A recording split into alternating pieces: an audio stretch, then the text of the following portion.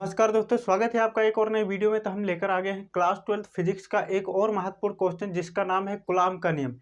ये जो नियम है ये हर साल एग्जाम में पूछा जाता है। कभी कभी ये नियम ही पूछ लिया जाता है और कभी कभी इस पर न्यूमेरिकल पूछ लिया जाता है। तो दोनों को हम बारीकी से समझेंगे और ये पहला जो चैप्टर है विद्युत आवेश तथा क्षेत्र, उसका मोस्ट इंपॉर्टेंट नियम भी है कूलॉम का नियम। तो चलिए समझ लेते हैं कूलॉम का नियम है क्या है। देखिए, कूलॉम नामक एक वैज्ञानिक थे जिन्होंने दो आवेशों के मध्य लगने वाले विद्युत बल की गणना करते हुए एक नियम दिया था जिसे हम कूलॉम का नियम बोलते हैं। अब विद्युत बल निकाला जाता है इस नियम के अनुसार, दो आवेशों के मध्य लगने वाला क्या निकाला जाता है, विद्युत बल निकाला जाता है। किस तरीके से निकाला जाता है चलिए समझते हैं।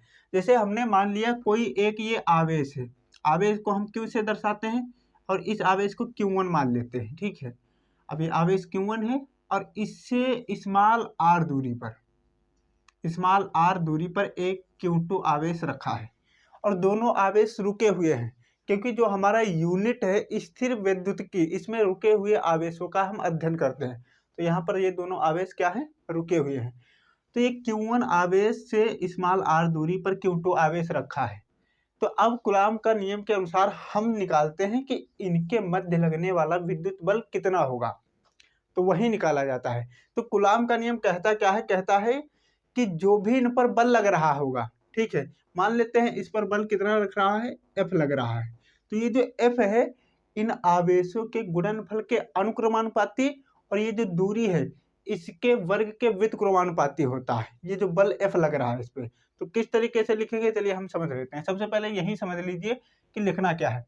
ये नियम क्या कहता है, नियम यही कहता है कि इस नियम के अनुसार जो दो बिंदु आवेश हैं इनके मध्य लगने वाला विद्युत बल बल मान लेते हैं F लग रहा है, ठीक है, फोर्स यानी बल F लग रहा है। ये जो F है ये समानुपाती होता है, ये जो Q1 Q2 है ना, इनके गुणनफल के अनुक्रमानुपाती होता है या समानुपाती होता है। समानुपाती भी ये इस तरीके से अगर लिखा है, इसे प्रोपोर्शनल बोलते हैं या समानुपाती साइन भी बोलते हैं या अनुक्रमानुपाती, आप जिस तरीके से बोलना चाहे बोल सकते हैं।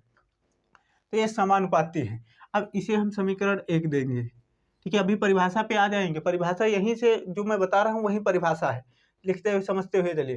देखिए, ये जो बल है, कूलॉम का नियम कहता है बल आवेशों के गुणनफल के अनुक्रमानुपाती होता है। अब सोच रहे होंगे गुणे का निशान तो है ये नहीं, जहां पर किसी का निशान नहीं होता वहां किसका होता है, गुणे का। तो यहाँ किसका होगा, गुणे का निशान होता है। और दूसरा जो कहता है तथा जो दूरी है, उनके बीच की जो दूरी है उसके वर्ग के वर्ग, यानी जैसे 5 का वर्ग करना है तो यानी इसका स्क्वायर कर दो, तो ये हो गया 5 का वर्ग। तो दूरी का वर्ग कितना करना है हमको, दूरी कितनी है, r है, तो इसी का वर्ग के व्युत्क्रमानुपाती होता है। तो ये बल क्या होता है, दूरी के वर्ग के व्युत्क्रमानुपाती। अब व्युत्क्रमानुपाती लिखने के लिए हम बटे में लिख देते हैं, जो संख्या आती है उसी को, जो संख्या होती है उसी को हम बटे में लिख देते हैं। यहाँ पर r को व्युत्क्रमानुपाती करना है इसलिए इसको हम बटे में रख दिए। अनुक्रमानुपाती और समानुपाती में, ये व्युत्क्रमानुपाती में होता क्या है चलिए समझते हैं। व्युत्क्रमानुपाती में होता यह है कि अगर ये बढ़ेगा, ये r अगर बढ़ेगा तो ये घटेगा, और ये बढ़ेगा तो ये घटेगा, ये होता है। और अनुक्रमानुपाती या समानुपाती में क्या होता है, अगर ये बढ़ रहा है तो ये भी बढ़ेगा, या ये बढ़ेगा तो ये भी बढ़ेगा, ये घटेगा तो ये भी घटेगा, ये इसमें सिस्टम होता है। अब ये जो समीकरण आया इसको समीकरण 2 देंगे। अब चलिए एक बार हम परिभाषा लिख लेते हैं तो सब कुछ आपको क्लियर हो जाएगा। भाषा मैंने यहाँ पर लिख दी है। अब चलिए एक बार इसको समझ लेते हैं। जितना मैंने लिखा है इसी तरीके से आपको एग्जाम में भी लिखना है। और ये ध्यानपूर्वक देख लीजिए, 2026 में अगर आप 90+ लाना चाहते हैं तो अभी से तैयारी करना चालू कर दीजिए। और ये मोस्ट इंपॉर्टेंट क्वेश्चन है। अब टाइम इतना भी मत सोचिए, बहुत टाइम है, भले एडमिशन हुआ हो या ना हुआ हो। अभी न्यू, या तो एडमिशन करने के बाद अगर आप देख रहे हैं तो लग जाइए अभी से, नहीं तो आप ये सोचिए कि आप रह जाएंगे 60 से 70 के बीच में अगर आपने पहले से ही तैयारी नहीं की है। तो परिभाषा यहाँ लिखी हुई है, इस नियम के अनुसार किन्हीं दो बिंदु आवेशों के मध्य लगने वाला विद्युत बल F, यानी इनके दो बिंदु आवेश हैं Q1 या Q2, इनके मध्य लगने वाला विद्युत बल F आवेशों के गुणनफल के अनुक्रमानुपाती, आवेशों के गुणनफल के अनुक्रमानुपाती होता है तथा उनके बीच की दूरी के वर्ग के व्युत्क्रमानुपाती होता है। और जो बीच की दूरी है उसके वर्ग के स्क्वायर कर दिए यानी वर्ग हो गया, दूरी के वर्ग के व्युत्क्रमानुपाती, बटे में कर दिए तो व्युत्क्रमानुपाती होता है। अब इतना तक आप लिखेंगे और ध्यानपूर्वक यही परिभाषा है और परिभाषा से ही हमने ये सूत्र भी निकाले हैं। बस आपको ये थोड़ा फिगर बना देना है, क्योंकि फिगर बनाओगे तो सब कुछ समझ में आसानी से आ जाएगा। अब ध्यानपूर्वक समझिए। अब यहाँ से हम इनको एक पास कर लेते हैं, तो यहाँ से हमें क्या मिलेगा कि भाई अनुक्रमानुपाती वाले को ऊपर कर देते हैं, Q1 व Q2 हो जाएगा, और व्युत्क्रमानुपाती वाले को नीचे कर देते हैं, ये मिल जाएगा। अब जैसे ही ये मिला, यहाँ से हमें क्या मिलेगा। अब हम जानते हैं कि जो समानुपाती का साइन होता है उसको हटाने के बाद एक नियतांक आता है, तो यहाँ पर भी कोई नियतांक आएगा, तो कर लेते हैं। तो यहाँ आ जाएगा F equal to K Q1 Q2 बटे R स्क्वायर, और यही होता है हमारा फॉर्मूला।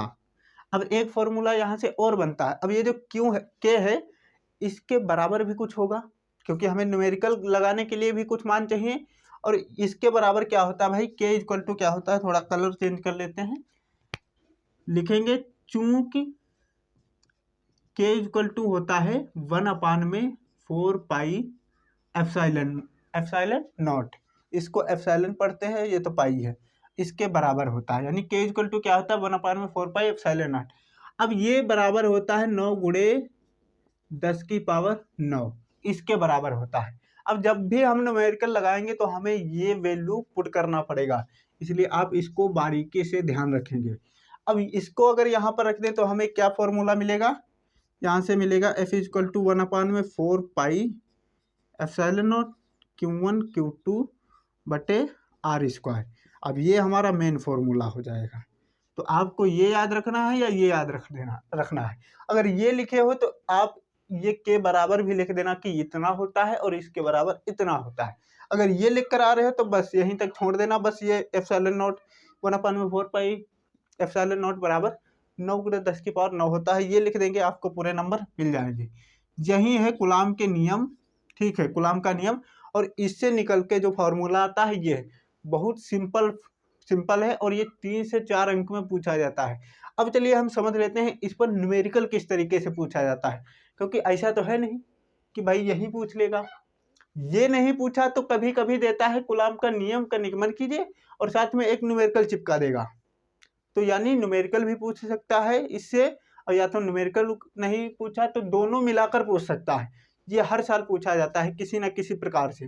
तो हम दोनों को बारीकी से समझ लेते हैं, न्यूमेरिकल किस तरीके से लगेगा, चलिए उसको समझते हैं।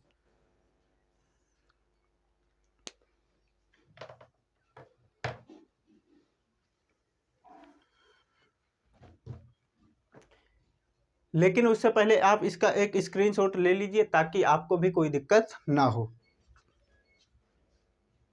तो उम्मीद करता हूं कि आप इसका स्क्रीनशॉट ले लिए होंगे। अब चलिए चलते हैं न्यूमेरिकल पे।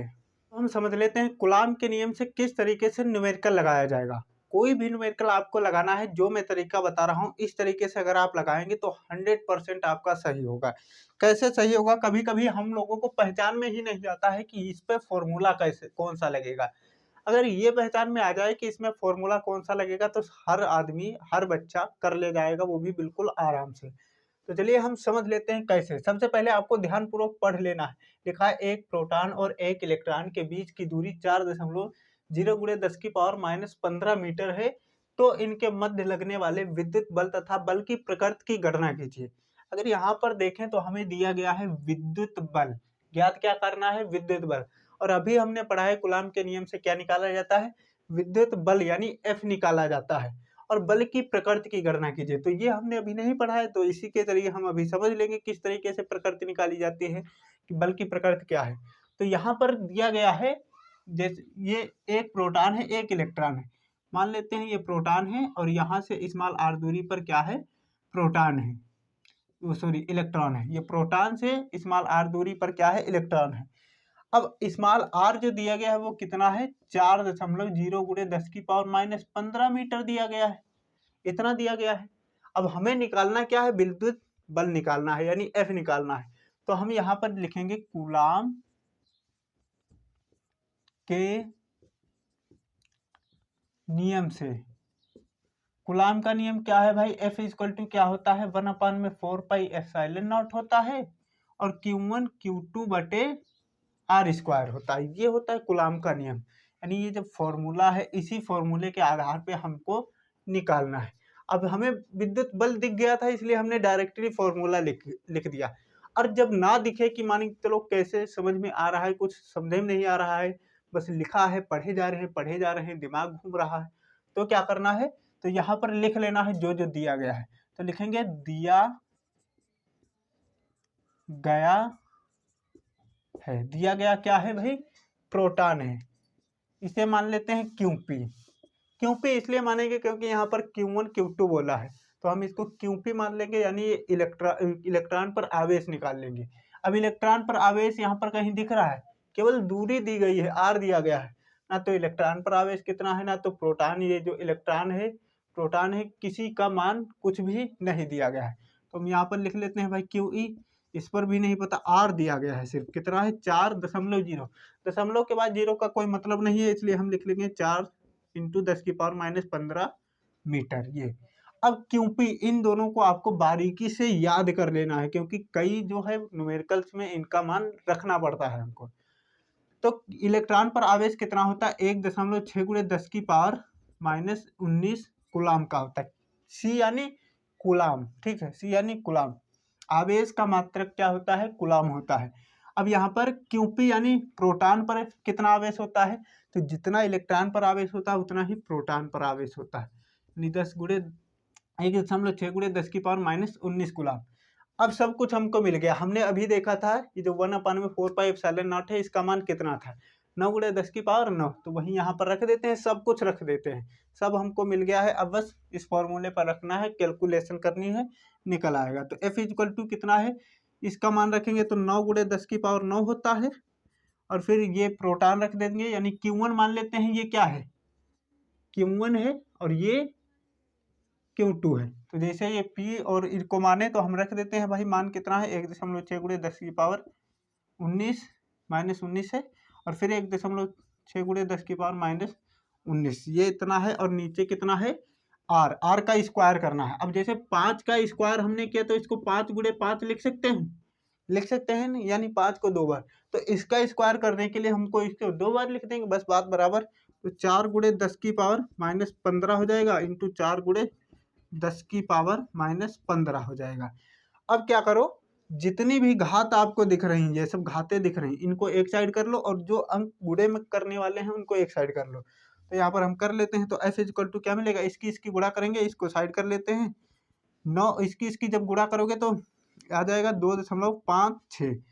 अब जैसे ये इतना आया, अब देखो ये भी माइनस का है, ये भी माइनस का, तो इनको क्या करोगे, जब भी गुणा करते हैं तो जो घातें होती हैं वो जुड़ती हैं, लेकिन दोनों माइनस की है, तो ये क्या हो जाएंगी, जुड़ेंगी, और माइनस का साइन लगा रहेगा। तो यहाँ पर 19 दूना कितना हो जाएगा, 38, तो माइनस का 38, 10⁻−38, और गुणे में ये क्या है, प्लस का है, तो ये घात वाला साइड कर देते हैं। अब नीचे कितना है भाई, ये ऊपर चला गया जी, नीचे है 4 चक्कू, इसको इसकी गुणा कर देते हैं भाई, 4 चक्कू 16 हो जाएगा, और ये माइनस का है, ये भी माइनस का, तो माइनस का 30, 10⁻−30 हो जाएगा। अब इससे इसको काट दीजिए, तो एक कलर हम चेंज कर देते हैं ताकि आपको समझ में आए कि कटा हुआ है, नहीं तो लगेगा कि यहीं से लिखा हुआ है। अब ये इसको जैसे काटेंगे तो ये 0.16 बार में जाएगा, ठीक है, आप कैलकुलेशन कर लेना, मैं बस याद कर लिया था इसको। इतना अगर टाइम लग रहा है तो आप बस ये समझिए कि कैसे किया जा रहा है, ठीक है। काटेंगे तो 0.16 आएगा। अब ये और बचा ये, इसको हल कर लीजिए, 9 दूनी 18, यानी 29 बचेगा। जैसे आपके पास उधारी वाला 38 है, आपने उधार कहीं से 38 लिया, 9 रुपये देने जाएंगे तो आपका 29 उधारी तब भी बचेगा ना। तो यहाँ पर कितना बच रहा है भाई, यहाँ पर बच रहा है F = ये 9 और इसकी गुणा कर लो तो कितना हो जाएगा, 1.44 हो जाएगा। इसकी गुणा करेंगे, 9 × 6 = 54, और 9 × 1 = 9, और 9 × 5 = 14, यानी 2 के बाद दशमलव है तो 2 के बाद यहाँ दशमलव लगा दिए, तो 1.44 हो गया। अब यहाँ हम हल किए थे, कितना आया था, 10⁻−29। नहीं समझ में आ रहा है, ध्यानपूर्वक समझिए, सब कुछ समझ में आ जाएगा। अब यहाँ तो कट ही गया, नीचे कितना बता है, 10⁻−30 बचा हुआ है। अब थोड़ा इसको हम मिटा देते हैं ताकि आपको समझ, ये भी मिटा देते हैं, बस ये भी समझाने के लिए ही था। अब आ जाइए ऊपर से, समझिए। अब देखिए, ये माइनस का नीचे 30 है, 10⁻−30 है। अब जैसे इसको ऊपर भेजेंगे तो ये जो माइनस का 30 है ये कैसा हो जाएगा, प्लस का 30 हो जाएगा। तो f इक्वल टू यहाँ पर क्या आ जाएगा, यहाँ पर 1.44 गुणे 10 की पावर माइनस 29 गुणे 10 की पावर प्लस का 30, यानी माइनस का था तो ऊपर गया प्लस का हो गया। प्लस को हम इस तरीके से लिख दिए, प्लस का साइन लगाएं या ना लगाएं बात तो बराबर है, लिख दिए। अब आपके उधारी 29 थे, अब आप दे कितने रहे हैं उसको 30 दे रहे हैं, तो बचेगा कितना, एक बचेगा ना आपका प्लस का। तो यहाँ से कितना हो जाएगा 1.44, ये 4 कैसा है जी, लग रहा है 4 गुणे 10, यानी 29, 30 में से 29 गया, कितना बचा, एक बचा था, यानी 10 बचा। अब जैसे इसको गुणा करेंगे तो यहाँ से क्या आ जाएगा, f इक्वल टू 10 की गुणा होगी तो ये जो दशमलव है ये एक पीछे चला जाएगा, दशमलव एक अंक के पीछे, तो यहाँ पर आ जाएगा और ये हो जाएगा और ये हो जाएगा न्यूटन। अब न्यूटन क्यों लिखा है हमने, न्यूटन को ऐसे भी लिख सकते हैं आप, एन से भी लिख सकते हैं या ऐसे लिख सकते हैं न्यूटन, ठीक है, जैसे आपको लिखना है उस तरीके से आप लिख सकते हैं। न्यूटन होता है विद्युत बल का मात्रक, या बल का मात्रक भी आप बोल सकते हैं। विद्युत बल का मात्रक यानी कूलाम के नियम से मात्रक, जो हमने अभी नहीं बताया था, जो कूलाम का नियम निकला है ये, अब यहाँ पर आपको मात्रक भी लिख देना है। मात्रक इसका क्या होता है, न्यूटन होता है। विद्युत बल का मात्रक कितना होता है, न्यूटन होता है। अब यहाँ पर तो विद्युत बल निकल गया, लेकिन पूछा क्या है उसके साथ में, बल की प्रकृति भी पूछा है। अब बल की प्रकृति कैसे निकालेंगे, अब यहाँ पर दिया गया है प्रोटॉन, प्रोटॉन पी, प्रोटॉन कैसा होता है, प्लस का होता है, और इलेक्ट्रॉन कैसा होता है, माइनस का होता है। ये कैसा होता है, माइनस का इलेक्ट्रॉन, और प्रोटॉन कैसा होता है, प्लस का। अब ध्यान पूर्वक समझिए, ये प्लस का है, ये माइनस का है। अब यहाँ पर समझने वाली दो चीजें होती हैं, जब भी विद्युत बल होता है या तो प्रतिकर्षण बल होगा, प्रतिकर्षण विद्युत बल, या तो आकर्षण विद्युत बल। अब यहाँ पर प्रकृति इसकी आकर्षण है या प्रतिकर्षण है, चलिए समझते हैं। देखिए, जब भी आपको दिख जाए दोनों प्लस के हैं, ठीक है, यानी दोनों आवेश कैसे हैं, प्लस के हैं, तो यहाँ पर क्या होगा, प्रतिकर्षण होगा, ठीक है, शॉर्टकट में लिख दिया। जब भी दिख जाए दोनों माइनस का है तब भी प्रतिकर्षण है, और जब दिख जाए एक प्लस का है एक माइनस का है तब क्या होगा, तब आकर्षण होगा, तब क्या होगा जी, आकर्षण होगा। अब यहाँ से समझ लीजिए, दोनों अगर प्लस के है तो प्रतिकर्षण, दोनों माइनस के तब भी प्रतिकर्षण, अगर दोनों में से बदला हुआ है, एक प्लस का है एक माइनस का है, तो आकर्षण। यानी समान प्रकृति के जो आवेश होते हैं वो एक दूसरे को प्रतिकर्षित करते हैं। प्रतिकर्षण का मतलब क्या होता है, एक दूसरे को दूर भेजना। जब भी आप चुंबक को तोड़ते हैं तो चुंबक को तोड़ने के बाद जिधर से टूटा है उधर ही से जब आप पास ले जाते हैं तो देखते होंगे कि चुंबक एक दूसरे को ढकेलते हैं, वो इधर को जाता है तो वो उधर को जाता है, तो वही होता है प्रतिकर्षण। तो वही यानी समान प्रकार के आवेश होंगे तो एक दूसरे को आकर्षित करेंगे, और विपरीत प्रकार के आवेश होंगे तो प्रतिकर्षित करेंगे। नहीं समझ में आया तो आप चुंबक वाला एग्जाम्पल समझ सकते हैं। अगर आपके पास NS ध्रुव वाले चुंबक मिल जाते हैं तो वो तो अच्छी बात है, तब समझ में भी आएगा। या ऐसे नॉर्मल चुंबक है जो स्पीकर्स वगैरह में आता है, गोल गोल होता, काला काला एकदम मेरी शक्ल का, तो उसको अगर देख जाए वो, उसको तोड़ना भी इससे, फिर जिससे जैसे टूटा है, एक ऐसे टूटा है एक ऐसे, तो इनको, इन दोनों को एक दूसरे के पास लाना, एक को पकड़ना एक को रखना और ले जाना पास, तो ये दूर भागेगा, तो दूसरा वाला चुंबक कहाँ जाएगा, दूर भागेगा, यानी प्रतिकर्षण हो रहा है। और जैसे आप इसको पलट दिए, इधर से उधर कर दिए, यानी एक ऐसे है और एक ऐसे, अब पास ले जा रहे हैं, तुरंत क्या होगा, आकर्षण होगा, क्योंकि आपने विपरीत प्रकार का आवेश दिया है इसको, इसलिए ये क्या होगा, आकर्षण होगा।